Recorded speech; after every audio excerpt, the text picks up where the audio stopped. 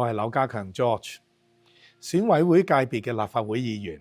我從事企業管理多年，亦都有豐富嘅服務青年、服務社會嘅經驗。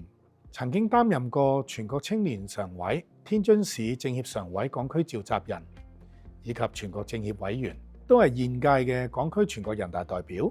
香港正處於由治及興嘅階段，我好希望咧通過過往喺工商界服務嘅經驗，服務香港、服務社會。我好希望喺議會裏邊同特區政府一齊全力拼經濟、謀發展、為民生，實現香港經濟轉型升級同埋高質量發展。你嘅政綱入邊提出經濟為要，其實你嘅諗法係點？同埋有冇咩具體嘅建議呢？經濟唔好啦，個生意越嚟越難做。其實僱主同打工仔都好唔容易，呢個係我提出以經濟為要嘅主要原因。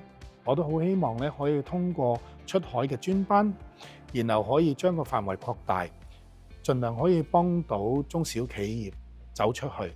北部都會區嘅發展就係香港未來嘅發展嘅重點，所以我都提倡咧大學城可以盡快上馬，提升香港嘅經濟同埋產業嘅競爭力。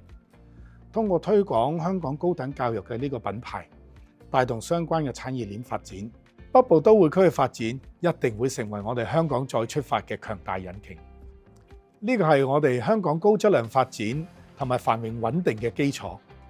再出發係需要各界攜手，積極參與，創造活力，期待我哋未來嘅香港更加團結，更加有力量。